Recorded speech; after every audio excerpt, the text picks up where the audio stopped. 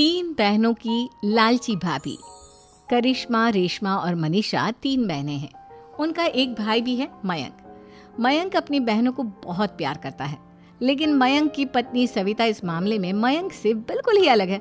वो अपनी ननदों का जितना बुरा कर सकती है उतना बुरा करती ही रहती है और अपनी ननदों पर हुक्म भी चलाती है। करिश्मा, करिश्मा, तुमने अभी तक नाश्ता नहीं बनाया? तुम्हारे भैया को ऑफिस जाने में देर हो रही है। हाँ भाभी, बस अभी बनाती हूँ। करिश्मा, तुम ये ढीलापन छोड़ दो। कल को पराए घर जाना है। वहाँ अगर तुम इस तरह से काम करोगी तो लोग क्या कहेंगे कि माँ ने और भाभी ने कुछ सिखाया नहीं। और तुम्हारी दोनों बहनें कहाँ हैं? अब रेशमा मार्केट गई है और मनीषा सो रही है। क्या? सुबह के 8 बज रहे हैं और ये महारानी अभी भी सो रही है?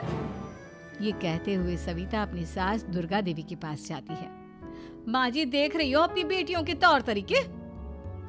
क्या हुआ बहू, सुबह सुबह क्या कर दिया मेरी बेटियों ने?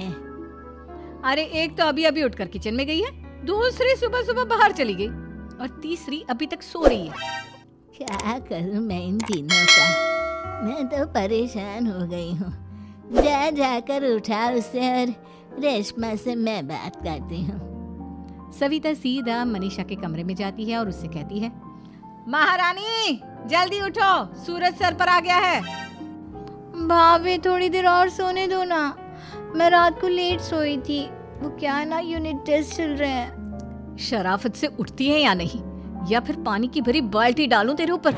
नहीं भाभी, मुझे बिस्तर में नहीं नहाना, उठती हूँ मैं। मनीषा जल्दी से उठकर बाथरूम में चली जाती है। सभी आराम से बैठकर नाश्ता कर रहे होते कि तभी रेशमा बाजार से हाथ में सामान लिए आ जाती है। रेशमा को देखते ही सविता उस पर बरस पड़ती है। लो, आ गई महारानी। ऐसा भी क्या सामान लाना था जो सुबह आंख मलते ही बाजार की तरफ रवाना हो गई? भाभी, कल आप ही तो चीख रही थी कि घर का सारा सामान मुझे ही लाना पड़ता है, घर में किसी को भी किसी काम से कोई लेना देना नहीं है। अब मैं बाजार जाकर सामान ले आई तो आपको इस बात से भी तकलीफ हो रही है? देख रही हो माँ जी, अपनी बेटी की जुबान कैंची से भी तेज चलती है। और मयंक, आप तो कुछ कहेंगे नहीं अपनी लाडली बहन को? रेशमा, अपनी भाभी से ऐसे बात नहीं करते। चलो माफी मांगो। भैया, मैं क्यों माफी मांगू? आप भाभी से बोलिए ना कि हम पर कम हुक्म चलाया करे। हम इस घर की बेटियां हैं और आपकी पत्नी की ननद है, नौकरानी नहीं। लो कर लो बात। इनकी भलाई के लिए कुछ भी बोलो तो इन्हें बुरा लग जाता है। इस घर में यही इज्जत है मेरी। देख लो माँ जी, आपकी बेटी किस लहजे में मुझसे बात कर रही है। सविता वहाँ से चली जाती है। मयंक को बहुत गुस्सा आता है, वो भी वहाँ से चला जाता है। फिर करिश्मा रेशमा को समझाती है। रेशमा, तुम्हें भाभी से माफी मांग लेनी चाहिए थी ना। लेकिन दीदी, मैंने कुछ किया ही नहीं, तो मैं माफी क्यों मांगू? हाँ करिश्मा दीदी, रेशमा दीदी जैसे ही घर में आई भाभी ही उन पर चिल्ला रही थी। हाँ, मैं मानती हूँ कि गलती भाभी की थी। मैं तो इसलिए बोल रही हूँ कि भाभी ने माँ को तो पूरी तरह अपने वश में कर लिया है। वो हमारी बात सुनती ही नहीं। मयंक भैया हमारे लिए हमेशा खड़े रहते हैं, इसलिए उनकी बात का मान तो तुम्हें रखना चाहिए था ना। कोई फायदा नहीं दीदी, कुछ दिनों की बात और है, भाभी उन्हें भी हमारे खिलाफ भड़का देंगी। फिर वो भी माँ की तरह हमारी किसी बात का विश्वास नहीं करेंगे। इसी तरह सविता अपनी तीनों ननदों को किसी न किसी बात पर परेशान करती रहती थी। एक दिन मयंक अपनी तीनों बहनों के लिए गिफ्ट लाया। करिश्मा, ये तुम्हारे लिए हार का सेट। रेशमा, तुम्हारे लिए सुंदर सी ड्रेस। और मनीषा, तुम्हें किताबें पसंद है ना, तुम्हारे लिए किताबें लाया हूँ। थैंक यू भैया। थैंक यू भैया। थैंक यू भैया। करिश्मा, तुम्हारा नेकलेस कितना सुंदर है। ये भैया कहाँ से ले आए होंगे?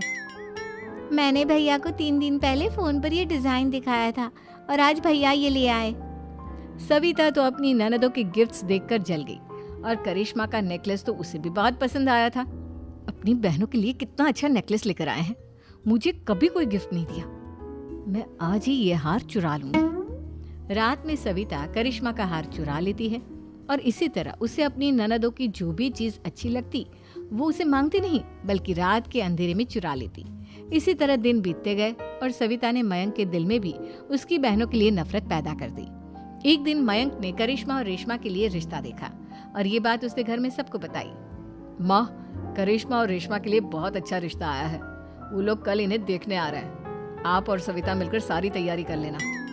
ये सुनकर करिश्मा और रेशमा खुश हो जाती हैं, लेकिन सविता सोचती है, अगर इन दोनों बहनों की शादी हो गई तो घर और बाहर का काम कौन करेगा?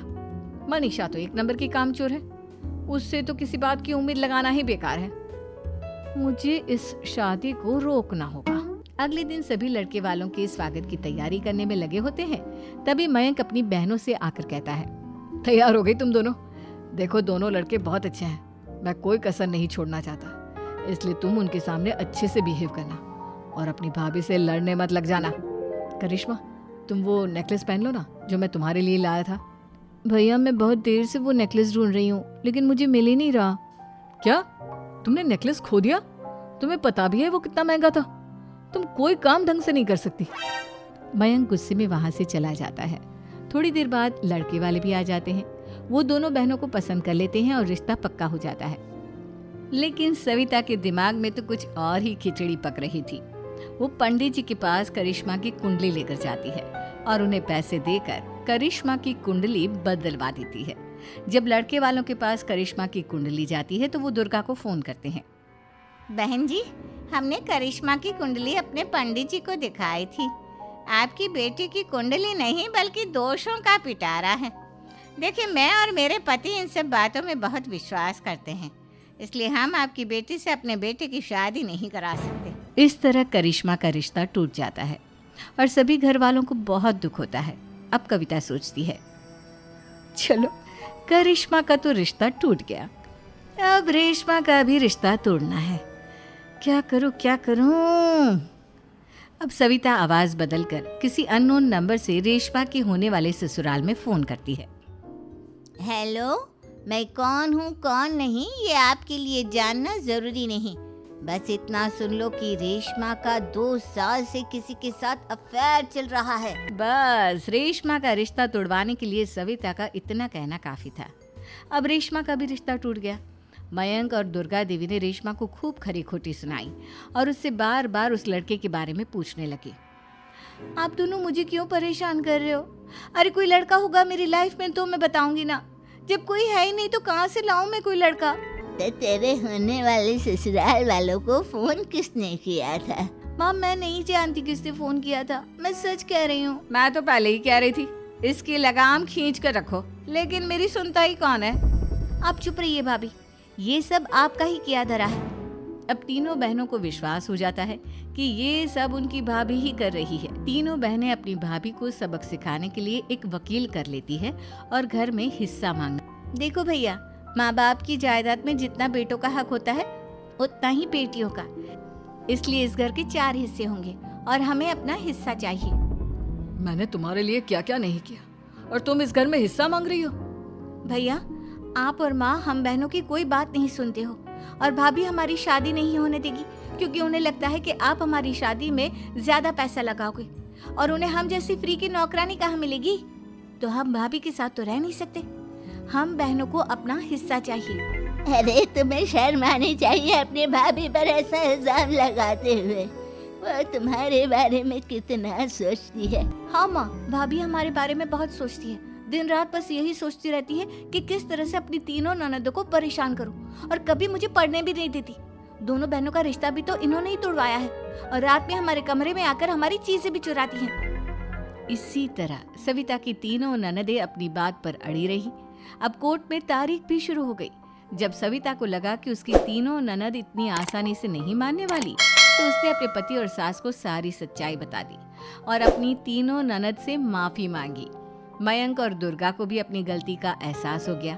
अब सविता खुद करिश्मा और रेशमा के लिए अच्छा रिश्ता ढूंढती है और उनकी शादी करवाती है।